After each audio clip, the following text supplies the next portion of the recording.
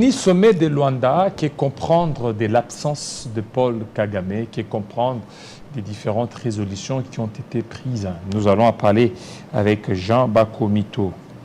Bienvenue, monsieur le sénateur. Merci beaucoup. Ça fait longtemps qu'on vous a eu sur ce plateau. Hein. Oui, c'est vrai. Mais bon, je suis là. Voilà. Alors, aujourd'hui, vous êtes là dans un contexte un peu particulier. La RDC est agressée par ses voisins, le Rwanda et l'Ouganda. Et malgré toutes les déclarations, parce qu'on vous a vu lire une déclaration des sénateurs menaçant de quitter la francophonie, est-ce que vous voyez que cette menace va-t-elle apporter quelque chose de positif? Mais je pense que les sénateurs membres de l'Union sacrée, il faut le dire, on pensait que en tant que pays membre de cette organisation, la RDC en elle seule regorge, je crois, plus de la moitié de personnes qui parlent la langue française et qu'une attention particulière devait être, n'est-ce pas, accordée à ce qui se passe à l'est de notre pays. Comment comprendre que le secrétaire général de cette organisation puisse se permettre comme ça de faire des déclarations aussi graves, alors que il fallait quand même qu'il y ait un droit, ce qu'on appelle le droit de réserve. La RDC est faible, comment? Non, c'est pas parce que la RDC est faible. Par contre, moi je pense que tout le monde, ou tous ceux qui sont dans ces complots contre ces pays, comprennent que il ne faut pas laisser les Congolais s'organiser. Parce que le jour où finalement on va arriver à un point où les pays organisés tels que nous les pensons, je pense que ces pays savent déjà ce qui va se passer. Alors au mini-sommet de Luanda, plusieurs personnes attendaient l'arrivée de Paul Kagame, du président Félix Tshisekedi et des autres, mais on a vu l'absence de Paul Kagame. Bon, ce n'est pas un sabotage, ça? Non, non, non. Moi, je ne voudrais pas prendre dans ce sens-là. Je me dis qu'il comprend facilement ce qui se passe. Hein. La diplomatie congolaise est en marche. Le président de la République a vraiment poussé les choses, a poussé vraiment les choses de l'avant, il faut le dire, à Nairobi, à Luanda, que ce soit sur le plan sous-régional, régional, africain et même international. Vous sentez que sur le plan diplomatique, il n'a pas eu gain de cause. En fait, c'est une guerre de trop. Il n'est plus entendu comme ça a toujours été le cas. Maintenant, on a vu les présidents à l'avant-plan, on l'a vu avec le roi en Angleterre, on l'a vu avec le président Macron, on l'a vu avec le président africain, aux côtés de son homologue angolais. Vous avez vu vous-même les images, on peut lire hein, sur le plan diplomatique, on voit que la RDC est en avance par rapport au Rwanda qui n'arrive pas à faire avaler ce qu'elle a, la pilule qu'elle a toujours fait avaler à toute la communauté internationale, les FDLR, IACC. Non, mais le président était clair. La RDC lui a presque tout donné. Des opportunités rwandaises, et des opportunités par rapport à ses raffineries d'or et ainsi de suite.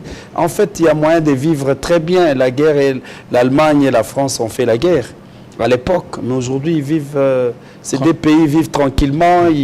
Ils sont concentrés à développer leur espace. Mais on peut le faire avec le Rwanda, l'Ouganda, les Burundi et les autres. Est-ce qu'il faut vraiment faire la guerre? Pourquoi faire la guerre? Et ce que l'on ne dit pas, ou ce qu'on l'on dit moins, c'est que le nombre de réfugiés qui sont au Congo, les déplacés internes aussi.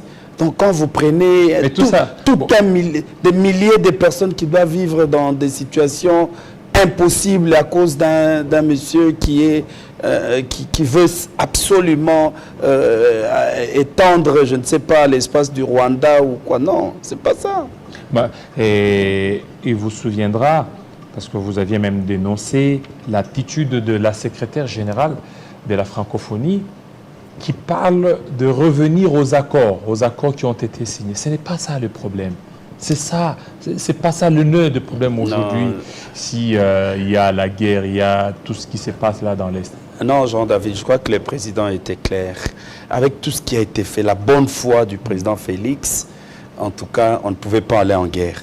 Même s'il y avait un problème d'accord, il y avait toujours moyen d'utiliser les mécanismes diplomatiques tels que ça se passe maintenant pour discuter, voici, il y a ça. Et puis les accords, le Rwanda tient pour le M23.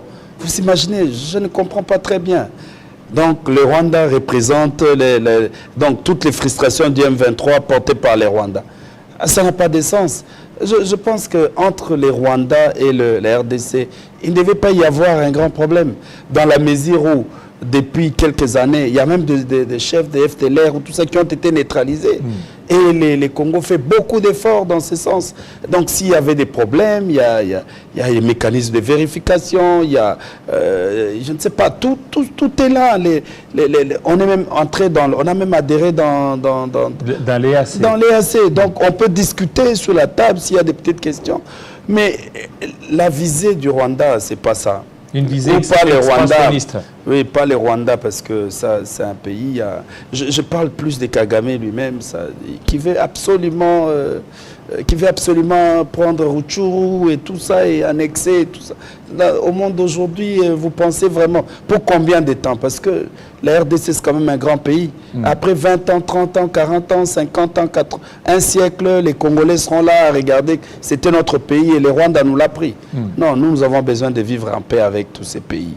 Les Rwandais, le Burundi, l'Ouganda, nous avons besoin de vivre en paix, de développer ensemble notre espace, de faire des échanges comme ça se passe ailleurs. Il y a des résolutions qui ont été adoptées hier au mini-sommet de Luanda, alors parmi lesquelles la cessation des hostilités, les retraits du M23 dans des localités occupées. Il faut que le M23 puisse reprendre ses positions initiales. Est-ce que ça sera faisable? Parce qu'on est à énième cessez-le-feu, mais ça continue toujours. Je pense que cette fois-ci, il faut voir les sommets tels qu'organisés, les chefs d'État qui sont là et qui ont le soutien pratiquement de toute la communauté internationale. Je pense qu'il faut... C'est vrai, tout le monde essaie de douter sur la bonne foi, surtout du Rwanda, mais il y a lieu d'espérer. Nous devons croire. Et ce qui est important, c'est d'abord, pas simplement qu'il se retire, mais ce qui est important, c'est, et à féliciter, les résultats obtenus par les chefs de l'État au cours de ces sommets. Donc, le processus de Luanda et de Nairobi ont donné l'occasion aux chefs d'État de comprendre que ces gens doivent se retirer des positions qu'ils occupent. Parce qu'ils ont compris que cette guerre... Il y a encore un autre cessez-le-feu qui a été adopté en juillet et jusque-là, ça n'a pas été Mais respecté. bien sûr, ça fait partie des résultats qu'on obtient dans les négociations. Sur le plan diplomatique, la RDC remporte en fait des victoires. La guerre, ce n'est pas simplement avec des fusils ou de tout ça. Non, la guerre, c'est aussi ça. Sur le plan diplomatique, regardez comment les choses se passent. Chaque jour qui passe, il faut un cessez-le-feu. Il faut vous retirer. Il faut partir. Mine de rien, on voit comme si c'était des simples déclarations, mais en réalité, c'est aussi une autre façon de faire la guerre ou de répondre à cette agression. Parce que là, nous sommes devant, pas une guerre classique entre Congolais. Nous ne sommes pas devant, les Congolais ne se battent pas entre eux. Les Congolais se battent avec, moi j'appelle ça les M23, une unité de l'armée rwandaise déployée au Congo. Est-ce qu'ils sont sérieux? Parce qu'il y a d'autres qui disent qu'on risque d'être dupés par la ruse rwandaise. Ils sont forts dans ce qu'on appelle Ubunge. Mais la guerre, le Rwanda ira avec la guerre jusqu'où? Parce que la guerre aussi, pour que le Rwanda fasse la guerre, il lui faut un soutien à l'international. On a vu dans le passé, tant qu'ils n'ont pas ce soutien, c'est difficile de faire la guerre en fait. Le Rwanda fait la guerre directement, ils ont besoin de ce soutien à l'international. Déjà, ils dépendent à plus de la moitié le budget du Rwanda ou dépend de l'extérieur. Et ce sont toutes ces organisations, tous ces pays qu'il faut approcher. Et c'est l'exercice que fait le le gouvernement congolais, à travers le président de la République, que j'avais dit à l'avant-plan, à travers le ministre des Affaires étrangères, le Premier ministre qui lui-même a posé un geste qui paraît petit, mais qui a une importance capitale pour faire voir au monde que nous n'acceptons pas ces choses-là, nous ne sommes pas d'accord. Ça dérange. Je crois que le Rwanda est très dérangé. Et même cette mobilisation de la population, ça ne plaît pas au Rwanda, ça ne plaît pas à tous ceux qui sont dans les complots. Ils comprennent que les Congolais sont unis pour leur pays. Les Congolais disent la même chose, la même parole, malgré les petites divergences qu'il peut y avoir. Et vous avez vu tous les Congolais, opposants ou tout ça, tout le monde, les églises, tout le monde est d'accord. En fait, l'avantage du Congo, c'est que lorsque 1 centimètre de Kivu est pris, en tout cas à Maïndombe, on réagit. À Ango, on réagit. À Aou, on réagit. À Kouloupata, on réagit. Donc, c'est ça les Congos. En fait, tu peux tout, mais n'entre pas dans l'espace congolais. Il y a des positions, parce que vous, politiques, vous êtes partagés. Il y a de ceux, comme Vital Kamerhe, qui estiment pour mettre fin à ça, il faut dialoguer avec le Rwanda, l'Ouganda et aussi l'M23 au milieu, comme dans l'œil du cyclone. Discuter avec les M23, les Rwandais, c'est discuter avec les Rwandais. Pourquoi discuter avec les M23 alors que les M23, c'est les Rwandais? Moi, je dis que le M23, c'est une unité de l'armée rwandaise déployée au Congo. Non, on négocie déjà avec leurs chefs. Pourquoi on va négocier avec eux? Alors, puisque vous parlez que c'est une unité rwandaise, mais lors de ce communiqué, on parle pas, on n'utilise pas les terroristes. Et en plus, lorsqu'ils devraient certainement rentrer dans leur position initiale, c'est sous le territoire congolais. Donc ce sont des Rwandais qui sont encore sur le territoire congolais. Ils constitueraient encore des menaces, vous ne voyez pas? Tout ça, ce sont des problèmes qu'il faut résoudre. Lorsqu'on dit que c'est une unité de l'armée rwandaise déployée au Congo, cela ne veut pas dire que nécessairement ils ont quelques traîtres congolais qui peuvent être à leur côté. Vous savez que ces gens, pour opérer, ils prennent 2, 3, 4 marionnettes, ils mettent devant et bon, ils sortent, c'est nous. Mais en réalité, on sait qu'ils ne représentent rien. Et la vérité, c'est que ce sont les troupes rwandaises, ce sont des unités rwandaises avec 2, 3, 4 Congolais, mais ça ne veut pas dire qu'ils sont... Est-ce qu'on a dit les FRPI qui opèrent en Ituri, on dit que c'est un mouvement congolais. On n'a pas honte de le dire. Un sont de nos frères et sœurs qui ont pris les armes contre la République. On n'a pas honte de le dire. Mais là, c'est un mouvement rwandais. C'est un mouvement, oui, le M23, c'est les Rwandais. Ça n'a rien à voir avec les Congos. Il y a des rebelles, il y a des Maïmaï, Nyatura ou quoi, tout ça, qui font des choses. On reconnaît que ce sont des rebelles et que le gouvernement est en train de se battre pour les désarmer, les cantonner. Et tout ça. Mais là, vraiment, on a affaire à un pays qui parle... Tu as déjà vu un pays voisin parler au nom d'un groupe rebelle? En fonction de quoi? Et la zone tampon, là, exigée, parce que même dans le communiqué, même si ça ne se dit pas, mais entre les lignes, on essaie de comprendre. Mais vous ne voyez pas que cette zone tampon, ça sera encore une menace pour la RDC. On dit sous la supervision de la MONUSCO. Et les FARDC également. Voilà, MONUSCO, FARDC, l'EAC, parce que la MONUSCO est sous le départ. Ce qui est important, Jean-David, je t'interromps pas, ce qui est important, c'est que sous la supervision des FARDC, en tout cas, nous savons que nous sommes sûrs que la présence des Congolais permettra d'éviter toutes sortes de choses. Il nous appartient d'être vigilants, que nos forces de défense et de sécurité qui seront avec les autres, la MONUSCO. Et s'il vous plaît, la MONUSCO partira, mais nous sommes membres des Nations Unies. Et pour l'instant, la MONUSCO est là, elle va jouer son rôle. Elle est appelée à jouer son rôle. Aux côtés des FARDC, à nous d'être vigilants. Oui, mais vous ne voyez pas que ça risque de remettre en cause aussi ce protocole, parce qu'il y a la MONUSCO. Si la MONUSCO partait aujourd'hui, demain, à quoi donc aurait l'essence même de ce Non, on n'a pas dit protocole? que cette zone tampon est installée indéfiniment. C'est le temps de cantonner, de désarmer et de réinsérer. En tout cas, les vrais Congolais ne partiront pas. C'est réinsérer dans la société. Pas dans l'armée. Non, pas dans l'armée. L'Assemblée nationale l'a dit et moi je soutiens. Il ne faut pas qu'on ait des brassages continus. Aujourd'hui, on remarque quand même qu'il y a l'indiscipline, qu'il y a beaucoup de choses parce qu'on a fait tous ces brassages, tout ça. Il y a un temps pour tout. Pour l'instant, je crois que l'Assemblée nationale, le gouvernement va suivre la recommandation de l'Assemblée nationale. Il n'est pas question. Il n'est pas question d'intégrer le... Donc demain, on va prendre encore ces gens, ils deviennent des généraux, des colonels, et après, ça sera une autre guerre, on déverse, et un jour, on aura la moitié de notre armée infiltrée par des étrangers. C'est là où je trouve intéressant parce que lorsqu'on va désarmer, il y a cantonnement, il y a désarmement et on va les réinsérer dans la société. Les vrais Congolais, ils vont rester parce qu'ils sont chez eux. Mais les étrangers, ils n'auront pas de choix, ils vont repartir chez eux. Ils vont disparaître l'un après l'autre. Mais les vrais Congolais, bon, ce sont nos frères égarés. On va les reprendre. Et là, il faut ériger alors les murs pour éviter. Il faut ériger les murs.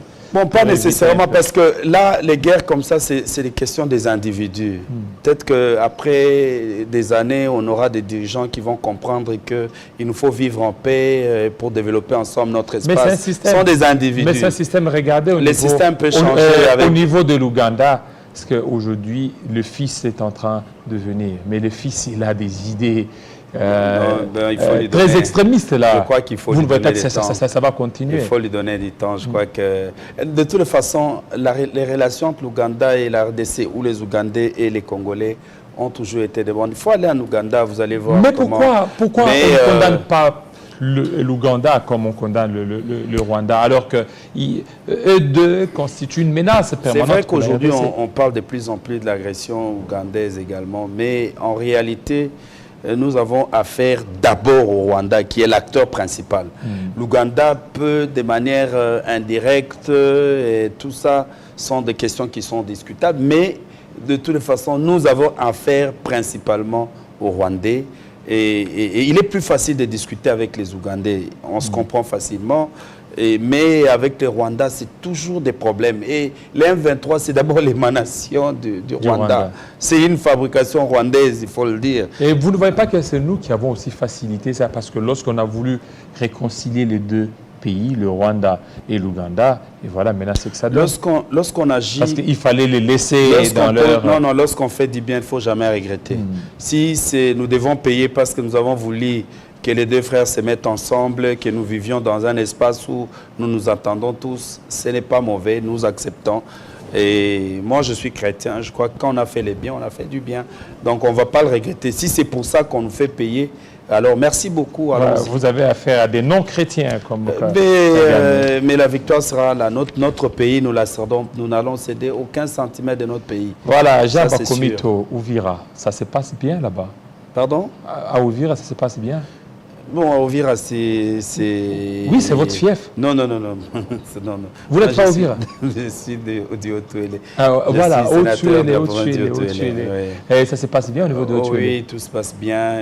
C'est vrai que, comme partout ailleurs, cette situation de l'Est préoccupe au point, à un niveau élevé, je voulais dire, les populations du Haut-Tuélé. Les jeunes particulièrement qui sont un peu, comme partout ailleurs, mobilisés, qui essaient de répondre à l'appel du chef de l'État, mais bon, aussi quelques difficultés qu'il faut résoudre, les problèmes d'infrastructure et autres, en dépit de ce qui s'est fait déjà au niveau local, au niveau provincial, les efforts qui sont faits pour reconstruire les routes et les infrastructures et mettre en état. Mais il y a également la part de l'État au niveau national qui ne suit pas comme il se doit. Ça vient, mais ce n'est pas encore suffisant. Donc, toutes ces difficultés qui posent encore problème. Mais de manière générale, tout est calme. Il y a la paix, il y a la sécurité, tout au moins. Merci. Et c'est bon. Merci beaucoup, Jean Bakomito, de votre passage. Merci beaucoup. C'est moi qui vous remercie. Voilà, et notre invité, c'est tout de suite.